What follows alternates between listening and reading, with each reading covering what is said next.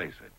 The threat of hydrogen bomb warfare is the greatest danger our nation has ever known. Enemy jet bombers carrying nuclear weapons can sweep over a variety of routes and drop bombs on any important target in the United States. The threat of this destruction has affected our way of life in every city, town, and village from coast to coast.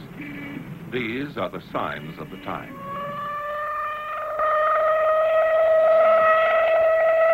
Only in practice now, a rehearsal, a training exercise. But tomorrow, this siren may mean the real thing. And if you hear it, as you drive in your auto, as you sit in your office, or work at your bench, wherever you are, what will you do?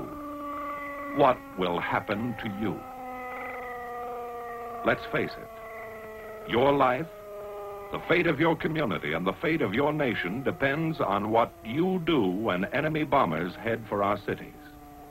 And that is why civil defense was organized, to teach you how to survive in the thermonuclear age by taking shelter or by evacuating your area as directed. Civil defense will teach you how to take care of yourself, your family, and neighbors, how to get official instructions and act according to plan. In time of atomic attack, the usual professional services, police, fire, welfare, hospital, and ambulance, could be bombed out, too busy, or unable to get to you and your family. Civil defense control points would function as the nerve centers for dispatch of organized assistance to disaster areas from outside the target districts. Every preparation is being made to deal with emergency conditions which would be created by enemy attack. To provide for communication with the public during an actual attack, our broadcasting industry and the federal government developed CONELRAD. This system permits the broadcasting of official news and civil defense instructions without helping enemy navigators find our cities by following radio beams. The CONELRAD frequencies are 640 and 1240 on your standard radio dial. A hazard unique to nuclear warfare is radioactive fallout. Unseen, unheard, and odorless, this substance can only be detected with sensitive instruments. Special training is necessary for radiological safety experts. Their duties will be to check radiation levels in both damaged areas and probable fallout areas.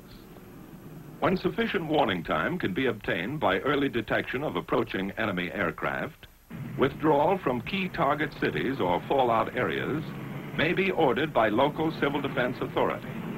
The instinct of survival is inherent in all of us, and national survival requires that each one of us assume his share of the responsibility. There is work to be done, and each must cooperate. Opportunities for training with the Red Cross and other groups are everywhere. The combined efforts of many trained individuals are needed to make civil defense a forceful reality. This training is invaluable in preparation for enemy attack or the savage fury of nature. Experience in past disasters has proved the value of advanced training and the need for more stockpiling of emergency food supplies, medicines, and other critical items to care for the injured and homeless. However, it was the awesome power of atomic energy as demonstrated in wartime use that brought to sharp focus the new problems concerning human survival and the urgent need for a civil defense program based on facts about the atomic bomb. Opportunities to gain this information came with the study of structures in controlled atomic tests conducted at Eniwetok Atoll in the Central Pacific. The main objective of testing is weapons development to strengthen national security, but also included are scientific experiments for the Atomic Energy Commission, military projects for the Air Force, Army, and Navy, and defense tests for the Federal Civil Defense Administration, primarily concerned with the effects of nuclear weapons on cities, industries, and people.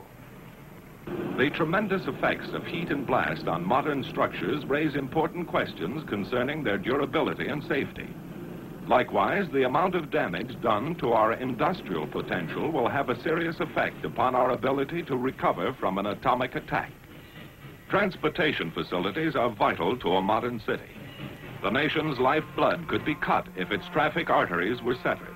These questions are of great interest not only to citizens in metropolitan centers, but also to those in rural areas who may be in a danger zone because of radioactive fallout from today's larger weapons.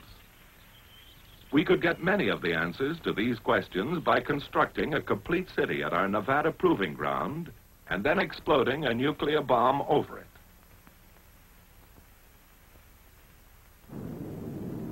We could study the effects of damage over a wide area, under all conditions, and plan civil defense measures accordingly. But such a gigantic undertaking is not feasible. Instead, we build representative units of a test city, with steel and stone and brick and mortar, with precision and skill, as though it were to last 1,000 years. But it's a weird, fantastic city, a creation right out of science fiction. A city like no other on the face of the earth. Homes, neat and clean and completely furnished, that will never be occupied. Bridges, massive girders of steel spanning the empty desert. Railway tracks that lead to nowhere, for this is the end of the line. But every element in these tests is carefully planned as to its design and location in the area. A variety of materials and building techniques are often represented in a single structure. Every brick, beam, and board will have its story to tell. When pieced together, these will give some of the answers and some of the information we need to survive in the nuclear age.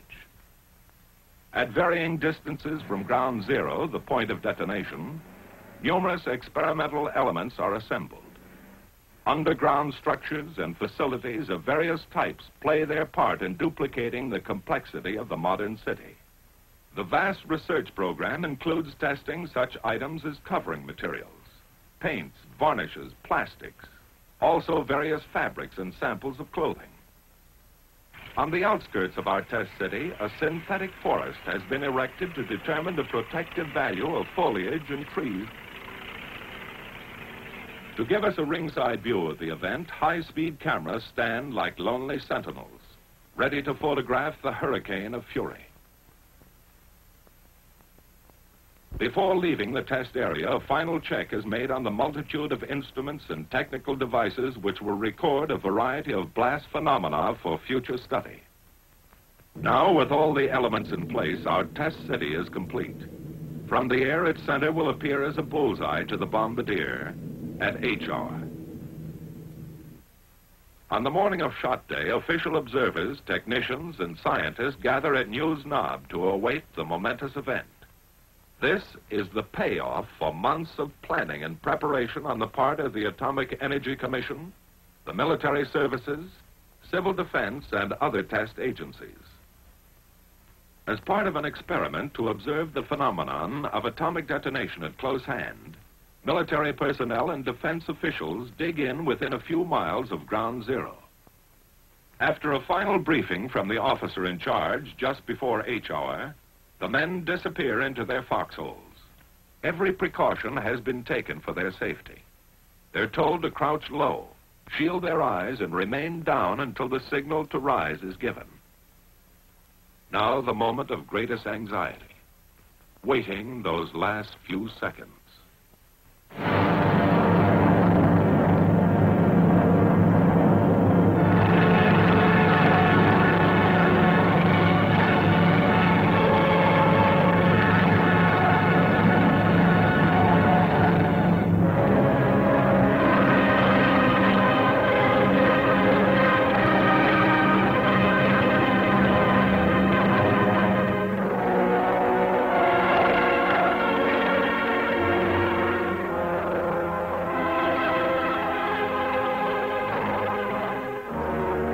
Seconds later, the blast wave reaches the trenches.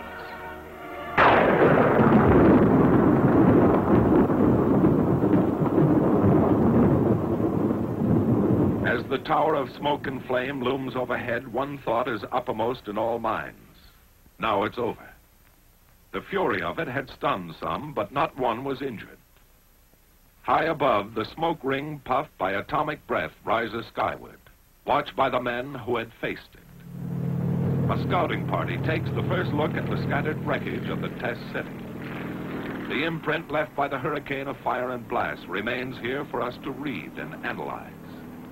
From studies of ruins and damage such as this, we get the hard-to-come-by knowledge that helps us form rules for survival in modern warfare.